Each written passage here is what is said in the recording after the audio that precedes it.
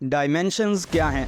और इन डायमेंशंस के साथ कायनात का निज़ाम किस तरह से जुड़ा हुआ है और कौन कौन सी मखलूक़ात किस किस डायमेंशंस के अंदर रहती हैं। सबसे पहले आप वन डायमेंशन को समझें। चुनांचे इस डायमेंशंस के अंदर सिर्फ आगे और पीछे ही सफ़र किया जा सकता है, यानी स्पेस के अंदर आप सिर्फ आगे और पीछे सफ़र कर सकते हैं। यानी इस डायमेंशन के अंदर अगर कोई मखलूक होती तो ये सिर्फ आगे और पीछे ही जा सकती थी। अब अगर इस स्ट्रेट लाइन के अंदर आप एक और वर्टिकल लाइन ऐड करें, चुनांचे एक और वर्टिकल लाइन ऐड करने से ये बन जाती है 2 डायमेंशन स्पेस। अगर इस डायमेंशन के अंदर कोई मखलूक होती तो वो आगे पीछे सफ़र करने के साथ साथ दाएं बाएं भी सफ़र कर सकती थी, यानी चारों तरफ कहीं भी आ जा सकती है। अब आती है वो डायमेंशन कि जिसके अंदर रहने वाले हम इंसान, चरिंद परिंद और ज़मीनी दरिंदे और समुद्र की गहराइयों के अंदर रहने वाली मखलूक़ात बसती हैं, जिसे हम थर्ड डायमेंशन कहते हैं। जिसके अंदर रहने वाले इंसान हम आगे पीछे सफ़र करने के साथ साथ दाएं बाएं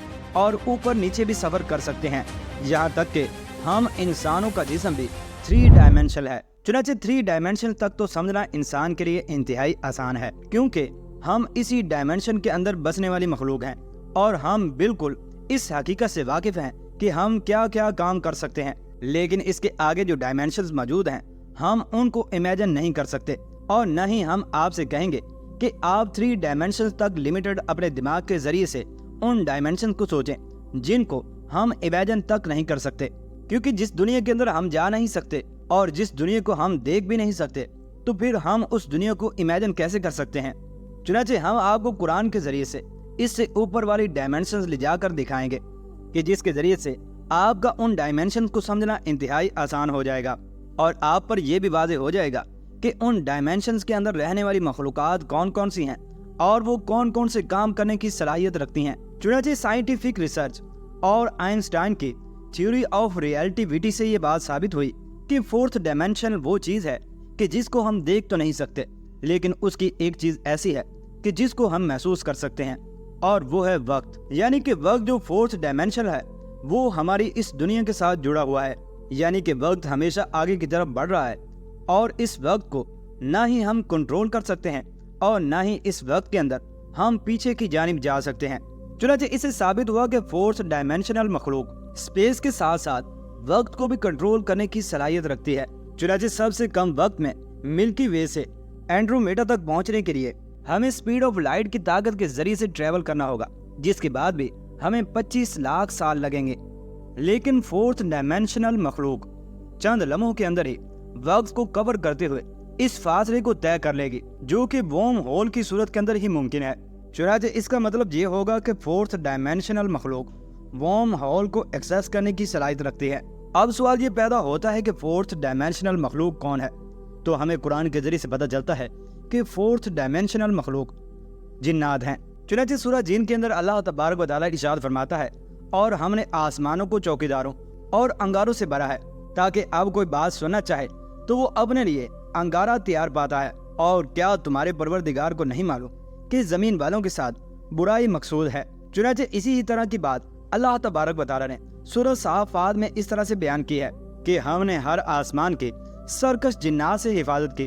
कि वो ऊपर की जानिब अपने कान को ना लगाए, और अगर उनमें से कोई कोशिश करता है तो उन पर चारों तरफ से अंगारे फेंके जाते हैं, और अगर कोई जिन चोरी छुपे से फरिश्तों की बात सुन लेता है तो शिहाब साकिब यानी जलता हुआ अंगारा उसके पीछे लग जाता है। ये अंगारे दरअसल मेटराइट्स और टूटे हुए सितारों की बाकियात हैं। चुनांचे इंसानों के अंदर मौजूद जो शयातीन के पैरोकार हैं वो इन जिन्नात और शयातीन के जरिए से फ्यूचर की खबरें लेते हैं। चुनांचे जिन्नात आदि अधूरी बात सुनकर बहुत कुछ अपनी तरफ से झूठ मिलाकर इन नजूमियों के कानों तक पहुंचाते हैं। और इसके अलावा जिन्नात को आग के शोले से पैदा किया, जिससे इस बात की तरफ भी इशारा मिलता है कि जिन्नात की बॉडी 4th डायमेंशनल मखलूक की तरह तैयार की गई है। जब तो वो टाइम को कवर करते हुए आसमानों तक चंद लम्हों के अंदर ही पहुंच जाते हैं। चुनांचे जिन्नात हमें दिखाई भी देते हैं और गायब होते हुए भी नजर आते हैं। चुनांचे जब जिन्नात हमें दिखाई देते हैं तो उस वक्त वो अपनी असली फार्म के अंदर मौजूद नहीं होते, बल्कि वो 3 डायमेंशनल क्रिएचर की सूरत इख्तियार करके हमारे सामने हमारे डायमेंशन के अंदर जाहिर होते हैं। चुनांचे जब वो अपनी 4th डायमेंशनल स्पेस के अंदर वापस लौटते हैं तो फिर वो हमें गायब होते हुए नजर आते हैं। पहले बयान की गई कुरानी आयत से ये बात भी साबित होती है کہ فورتھ ڈائمینشنل بینگ ٹائم کے اندر سفر نہیں کر سکتا، یعنی کہ فیوچر اور پاسٹ کے متعلق کچھ بھی نہیں جان سکتا۔ تو کیا کوئی ایسی مخلوق موجود ہے جو کہ ٹائم کے اندر سفر کرنے کی بھی صلاحیت رکھتی ہو؟ تو جی ہاں، ایسی مخلوق موجود ہے، لیکن اس کو سمجھنا آپ کے لیے تھوڑا سا مشکل ہوگا، لیکن ہم آسان انداز کے ذریعے سے آپ کے ساتھ اس نالج کو شیئر کرنے کی کوشش کریں گے تاکہ آپ اس کو بآسانی سمجھ سکیں۔ چنانچہ سائنس کا ماننا ہے کہ ففتھ اور سکس ڈائمینشنل بینگ ٹائم کے اندر بآسانی کے ساتھ سفر کر سکتا ہے، یعنی وہ پیرالل یونیورس کے دروازے آسانی کے ساتھ ایکسس کر سکتا ہے، یعنی کہ وہ پاسٹ اور فیوچر بھی دیکھ سکتا ہے اور فیوچر کو بدلنے کی طاقت بھی رکھتا ہے۔ چنانچہ ففتھ اور سکس ڈائمینشنل بینگ کو سمجھنے کے لیے ہمیں قرآن پاک کے اندر موجود حضرت آدم علیہ السلام اور حضرت خضر علیہ السلام کا واقعہ جو کہ سورہ کہف کے اندر مذکور ہوا ہے اس سے مدد حاصل کرنی ہوگی۔ چنانچہ جس وقت حضرت موسیٰ علیہ السلام نے حضرت خضر علیہ السلام کے ساتھ سفر کرنے کی درخواست پیش کی تو حضرت خضر علیہ السلام نے فرمایا کہ تم میرے ساتھ سفر کے اندر صبر نہیں کر پاؤ گے، لیکن شرط یہ ہے کہ اگر تم نے سفر کرنا ہے تو پھر مجھ سے کوئی سوال نہ پوچھنا۔ چنانچہ اس سفر کے اندر حضرت خضر علیہ السلام جب ایک کشتی پر سوار ہوئے تو آپ نے اس کشتی کے جب کہ وہ عین پانی کے درمیان پہنچی ایک تختے کو اکھاڑ پھینکا یا پھر اس کے اندر سوراخ کر دیا، اور اسی طرح سے حضرت خضر علیہ السلام نے ایک بچے کو کھیلتے ہوئے قتل کر دیا۔ اور اس کے بعد حضرت خضر علیہ السلام جب ایک بستی کے اندر گئے جہاں پر رہنے والے لوگوں نے ان کی مہمان نوازی نہ کی، لیکن اس کے باوجود حضرت خضر علیہ السلام نے وہاں پر ایک گرتی ہوئی دیوار کو سیدھا کر دیا۔